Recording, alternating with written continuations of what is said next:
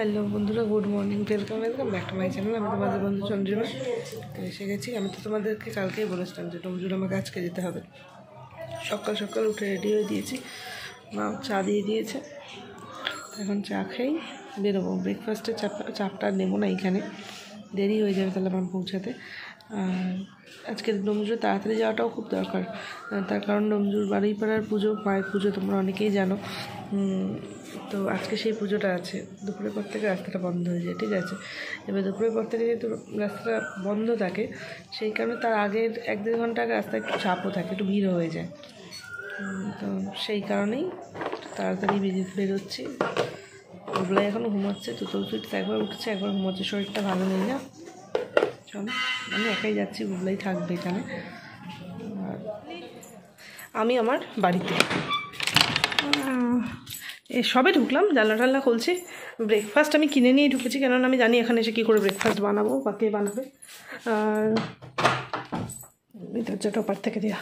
আর breakfast তো বললামই কিনে নিয়ে ঢুকেছি। এসে দেখলাম ইলেকট্রিকের বিল এসছে, একটা অ্যাভারেজ বিল তো ওনারা দিয়েই যান আর কি। আর সবাই তো জানেও যে এখানে আমরা যে আপাতত থাকছি না, আমরা এটা যাওয়ার আগে সাপ্লাইতে জানিয়ে দিয়ে গিয়েছিলাম যে আমরা এখানে থাকছি না। তো চলো, ঘরের অবস্থা তো পুরো বুঝতে পারছো, পুরো ছত্রাকার হয়ে আছে। এখন একটু ব্রেকফাস্টটা করে নিই, তারপরে সব পরিষ্কার করবো, উঠোনটাও ঝাড়টার দেবো। তো ঘরের সব কাজ ডান, ঘরটার মোছা হয়ে গেছে, উঠোনও ঝাড় দেওয়া হয়ে গেছে। আর এখন যাব স্নানে। আমি চাইছিলাম যে ট্যাঙ্কির জলটা পুরোটা শেষ হয়ে যায়, কেননা বেশ কয়েকদিন আগের জল তো আমাকে একটা লাগে সেই জলটা থাকলে তার উপর জল ভরে স্নান করতে। তো দেখি, মনে হচ্ছে শেষ হয়ে গেছে, কারণ আমি আগেরবার বেশি জল ভরে রেখে যাইনি। আর বাথরুমের কলটাও আমি চালিয়ে রেখে এলাম, বালতি ভরছি ওখানে একটা, ওই জলটা দিয়ে বাথরুমটা ধুয়ে নেবো, জামা কাপড় ধুয়ে নেবো। আর তাহলে ট্যাঙ্কিটা ফাঁকা হয়ে গেলে নতুন জল পুরো ভরে রাখতে পারবো। এখন যাচ্ছি কাকিমা, মানে ভাই অভিজ্ঞদের বাড়ি। কাকিমা, আমি তো এখানে এলেই এরমভাবে এলেই কাকিমা বলে আমার এখানে খেয়ে নিও, ঠিক আছে। তো কাকিমার ওখানেই যাচ্ছি, লাঞ্চটা কাকিমার ওখানে করবো। তো পুজো টুজো দিয়ে দিয়েছি ঘরের, দেখতে যখন ধূপ চলছে, এই দেখো শান্তি লাগছে এই বাড়িতে এসে ধূপবাতিটা জ্বালিয়ে। উঠোনের গেটটা দিয়েছি কিনা দেখি। এই বাড়িটাতে না, আমি বাড়িটাকে যে আমি কী হারে মিস করি। আমার বাড়ির এই ইটগুলো কথা বলতে পারলে হয়তো বলতো, বাড়িটাও মিস করে। আর এখানে এসে আরও মিস করছি প্রতিদেবকে, যার সূত্রে আমার এই বাড়িতে আসা থাকা। তো যাই হোক, চলো যাই কাকিমাদের বাড়ি থেকে খেয়েটা আসি।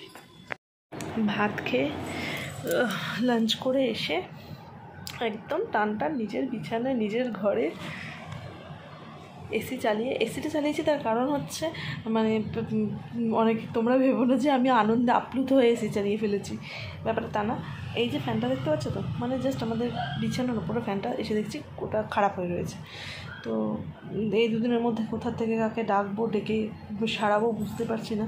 আর ওই জন্য চেষ্টাও করলাম না আর কি। এবার খুব গরম হচ্ছে, আমাদের এই ঘরটায় গরম হয় খুব, ওই জন্য একটুখানি এসিটা চালালাম, ঘরটা একটু ঠান্ডা হয়ে যাবে, তারপর আর কি ঘুম দেবো আমি, ঘুম। আর আমার সঙ্গে আজকে এখানে দিদিভাই থাকবে, ঠিক আছে।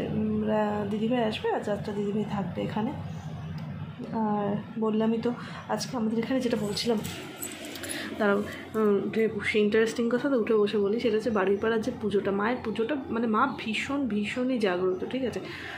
আমি ব্যক্তিগতভাবে আমি খুবই ঈশ্বরে বিশ্বাসী, ঠিক আছে। তো এখানে এরকম মায়ের পুজো, এরকম পরস্পর 2-3টে পুজো এই কদিনের মধ্যে এখানে আছে ডোমজুড়ে আর কি। তো ভাবতে পারিনি তার মধ্যে কোনো একটা পুজোয় মায়ের সাথে দেখা করার সুযোগ আমার হয়ে যাবে। আমি আগের দিনই পোস্ট করলাম যে গত বছরের এই প্রসেশনের ছবি দিয়ে, মায়ের ছবি তোলা নিষিদ্ধ, না হলে তোমাদের সাথে অবশ্যই শেয়ার করতাম। এইটা হচ্ছে সবচেয়ে অবাক করা জিনিস, হাজার মানুষ মাকে দেখে, শুধু চোখ ভরে দেখেই, কোনো ছবি তোলার সিন নেই, ঠিক আছে। কেউ তোলেও না, কেউ ওই যে ছবি না তোলার আইনটা কেউ ভাঙার চেষ্টাও করে না। তো যাই হোক, তোমাকে দেখতে পাবো। আগের বারের প্রসেশনটা নিয়েই তো আমি ছবিটা যখন মেমোরিতে এসেছিল আমি লিখলাম যে এবছর হয়তো তোমার সাথে দেখা হলো না মা, কিন্তু ভাবতে পারিনি মানে মায়ের ইচ্ছা, অবশ্যই তার ইচ্ছা না থাকলে আমি এই সময় আমাকে এই কারণে এখানে আসতে হয় দৌড়ে। তো চলো, দিদিভাই আসবে বিকেলবেলা, দেখতে যাব ওখানে বিশাল প্রসেশন, 1.5-2 ঘন্টার প্রসেশনটা তোমাদের সাথে যেটুকু পারি শেয়ার করবো। আসছি আমার তিস্তা রানী, দেখছো তো আমার কাছে অনেকক্ষণ রয়েছে। বিকেলবেলা 5টার সময় এসেছিস না? মিতুল আসলে তো কী হয়েছে, বৌদি তো রয়েছে। তিস্তা আমাকে কিন্তু খুব ভালোবাসে, ছোট্ট তিস্তা আমার ছোট্ট, আমার যখন বিয়ে হয় অনেকটাই ছোট্ট, 5 বছর। তো তিস্তা এখন আমার সাথে রয়েছে। দিদিভাইকে আমি 500 বার বললাম, দিদিভাই এইখানে কিন্তু রাস্তাটা তুমি, দিদিভাই তো আমার আরও আগে থেকে এখানে থেকেছে, বলো দিদিভাই রাস্তাটা কিন্তু বন্ধ হয়ে যায়, তুমি তো জানো, তুমি কিন্তু তাড়াতাড়ি বেরোবে। সে সব সামলে বেরোতে গিয়ে এমন লেট হয়ে গেছে।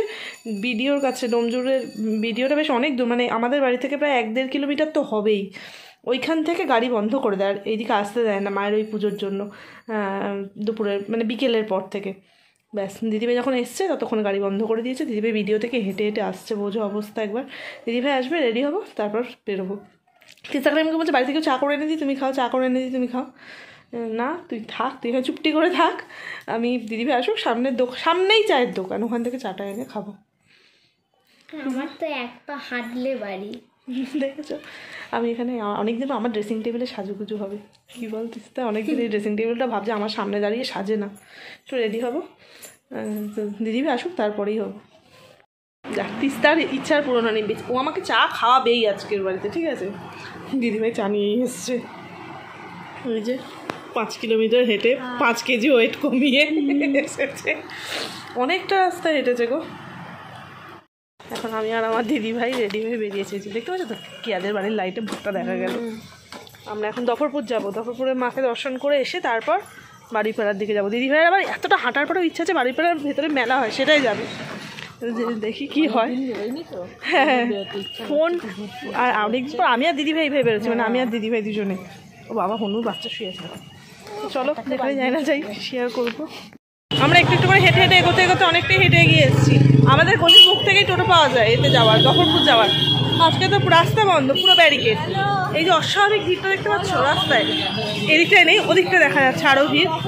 তো এই সবাই কিন্তু ওই বাড়িপাড়া ঠাকুর দেখতেই যাচ্ছে, মাকে দেখতেই সবাই যাচ্ছে, মানে প্রচুর ভিড় আজকে রাস্তায়। যারা আমি তোমাদেরকে ব্যাক ক্যামেরায় দেখাচ্ছি, এই যে ভিড়গুলো দেখতে পাচ্ছ, এই যে এত মানুষ যে সব হেঁটে হেঁটে যাচ্ছে, সবাই কিন্তু বাড়িপাড়াতেই যাচ্ছে, ঠিক আছে। তো ফাইনালি অনেক ঝড়ঝাপটা পেরিয়ে আমি আর দিদিভাই এসে উপস্থিত হয়েছি বাড়িপাড়ার প্রসেশন দেখতে।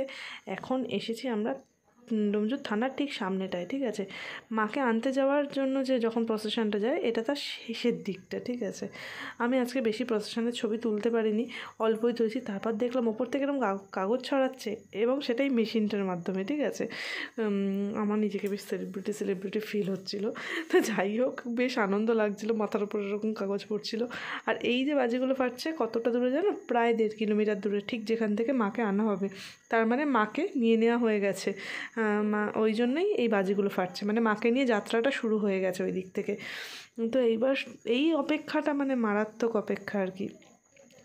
আর তারপর দেখো, এইটা একটা মহাকাল বলে একটা ব্যান্ড হবে, বা মানে এই গ্রুপটাই, জানি না কি গত বছরও এসেছিলো, ঠিক আছে। তোমরা যারা ডোমজুড়ে থাকো তারা জানবে, গত বছর বাড়িপাড়ার এই পুজোতে একটা বিপদও ঘটে গেছিলো, মানে মর্মান্তিক দুর্ঘটনা যাকে বলে। তো যাই হোক, মায়ের কাছে এটাই প্রার্থনা করব, সবাই ভালো থাকুক, সবাই যেন ভালো থাকে, সুস্থ থাকে। যে ঘটনা গত বছর ঘটেছে সেরকম ঘটনার পুনরাবৃত্তি শুধু এখানে কেন, কোথাও যেন না হয়। আর এই যে দেখো মেয়েরা ঢাক বাজাচ্ছে, যেটা আমার খুব ভালো লাগে দেখতে।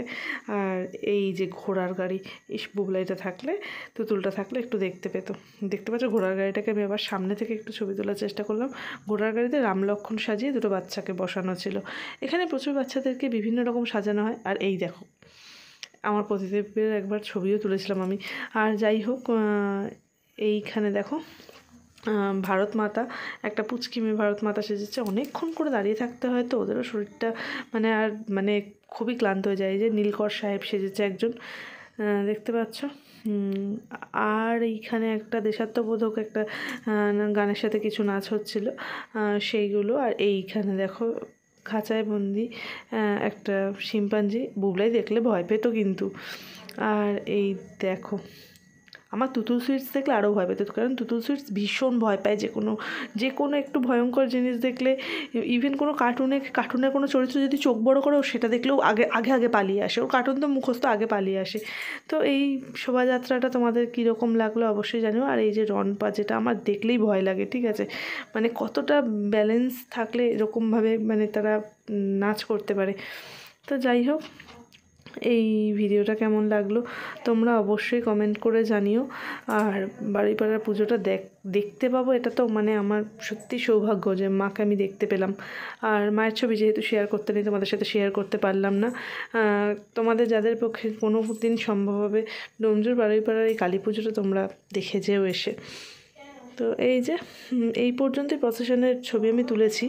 আর কোনো প্রসেশনের ছবি সেইভাবে আমার কাছে নেই। যে আরেকটা ঢাকের দল ছিল, 11টা বাজে প্রসেশন দেখতে গিয়ে আমরা 11টা বাজিয়েছি। তাও পুরো প্রসেশন দেখিনি, কিন্তু মাকে দেখেছি। তারপর হাঁটতে যেটুকু দেখেছি সেটুকু।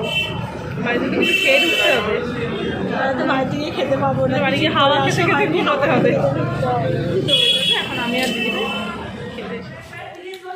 দিদিভাই ঘরে, আর আমিও চেঞ্জ করে নিয়েছি বাড়ি এসে। অনেকটা রাত হয়ে গেছে, এখন প্রায় 1টা বাজে। তো চলো আজকের ভিডিওটা এখানেই শেষ করছি। পরবর্তী ভিডিও আসা পর্যন্ত তোমরা সবাই ভালো থেকো, সুস্থ থেকো, হাসতে থাকো। খুব তাড়াতাড়ি দেখা হচ্ছে পরের ভিডিওতে। বহুদিন পর এই ব্যাকগ্রাউন্ডে এইখানে ভিডিও শেষ করছি। তো চলো, বুবলাই না খুব কাঁদছিল জানো আমার জন্য কাঁদছিল কিনা জানি না, কিন্তু কাঁদছিল, খুব কাঁদছে। তখন আমি তো বাইরে ছিলাম, প্রতিদেব তারপর মানে ভিডিও কলে সামলেছে অলমোস্ট, আর বোন তো সামনে ছিলই। মানে ওরা দুজন ঘুমানোর নাটক করেছে, একজন ভিডিও কলে আর একজন সামনাসামনি ঘুমানোর নাটক করে ঘুম পাড়িয়েছে। কি বলবে বলো। তো চলো, খুব তাড়াতাড়ি দেখা হচ্ছে পরের ভিডিওতে। কাল সকাল হলেই আবার আমি বাড়ি তুতুল বুবলার কাছে, এই বাড়িটাকে ছেড়ে যেতে হবে, এইটাই আর কি। তো চলো, টাটা।